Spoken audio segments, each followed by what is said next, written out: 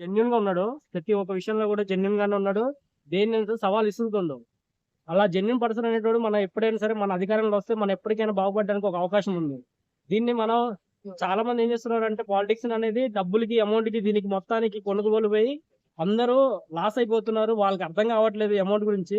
మనం తీసుకునే బడ్జెట్ ఎప్పటికైనా సరే అది రేపటికి మన నష్టమే తప్ప దేనికి కూడా ఉపయోగపడదు. వాడికి వచ్చే జస్ట్ ఏంటంటే ఇప్పుడు పాలిటిక్స్ లో కానీ దేంట్లో సరే మనకు వచ్చే శాలరీ ఏంటంటే ఒక 3 లక్షలు 4 లక్షలు వాళ్ళకి ప్యాకేజ్ వస్తుంది పర్ మంత్ కి. ఇయర్స్ కౌంట్ చేసుకుంటే ఎంత వస్తుందో మీకు క్యాల్కులేట్ చేసుకోండి. బట్ ఏంటంటే ఏ ప్యాకేజ్ ఇవ్వకుండా, ₹1 ఇవ్వకుండా, కోట్లు ఇవ్వకుండా కూడా సరే నేనున్నానని చెప్పి నిలబడిన పవన్ కళ్యాణ్ గెలిపియకుండా మీరు అనవసరంగా డబ్బులకి ఆశపడి, దానికి ఆశపడి, దీనికి ఆశపడి మా నాయకుడు గొప్ప అని చెప్పేసి ఎవరినెవరో గెలిపిస్తున్నారు. బట్ ఒక్కసారి ఆలోచించండి. మన భవిష్యత్ అనేది మన చేతిలోనే ఉంది. మనం గెలిపించుకునేటోడు నిజాయితీ గెలిపించుకోండి. ఎప్పటికైనా మనమే గెలుస్తాము.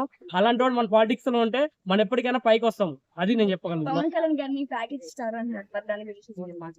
స్టార్ అని ఎందుకు అంటున్నారు అంటే ప్రతి ఒక్కరికి ఏంటంటే వాళ్ళకి ఉన్న బ్యాక్గ్రౌండ్ లో వాళ్ళ ఫ్యామిలీ తరపున గానీ వాళ్ళ ఫ్యామిలీ ఇప్పుడు కొంతమంది పాలిటిక్స్ లో తీసుకుంటే ఎలా ఉంటుందంటే వాళ్ళ బ్యాక్గ్రౌండ్ ఉందండి ప్రతి ఒక్కరికి. కానీ పవన్ కళ్యాణ్ లేదు కదా. పవన్ కళ్యాణ్ ఏముందంటే ఓన్లీ సినీ ఇండస్ట్రీ నుంచి వచ్చిండు. తన సినీ ఇండస్ట్రీ తనకి తప్ప ఇంకేం లేదు. తన సొంతంగా జాబ్ ఉందా, తనకి ఏమైనా బిజినెస్ ఉందా, ఏం లేదు కదా.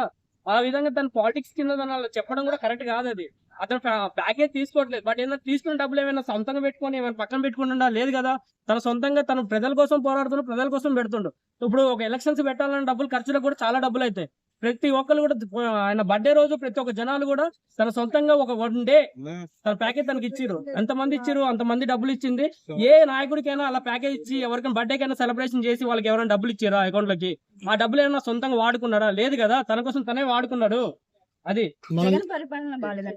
జగన్ పరిపాలన అనేది ఓకే. అక్కడ నచ్చేటోళ్ళకి ఏంటంటే ఒక వారసత్వంగా పోతున్నారు తప్ప జెన్యున్ గా ఎవడు వెళ్ళట్లేదు. మెయిన్ చెప్పాలంటే జెన్యున్ చెప్పండి అన్న.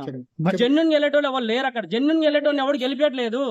అది మెయిన్ ఏంటంటే మన దగ్గర ఉన్నది ఏంటంటే వారసత్వంగా కులాల తప్పంగా వాళ్ళ తరపున చూసుకున్నారే తప్ప పాలిటిక్స్ లో జెన్యున్ గెలిపించుకుందాము అనే పాలిటిక్స్ ఎక్కడ లేదు.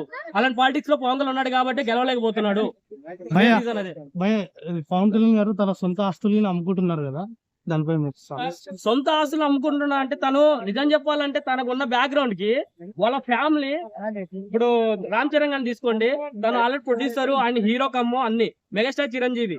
బట్ ఏంటంటే ఉపాసనకి ఆల్రెడీ బ్యాక్గ్రౌండ్ చాలా ఉంది. తనకున్న ఆస్తి అసలు ఏపీలో ఎక్కడ లేదు.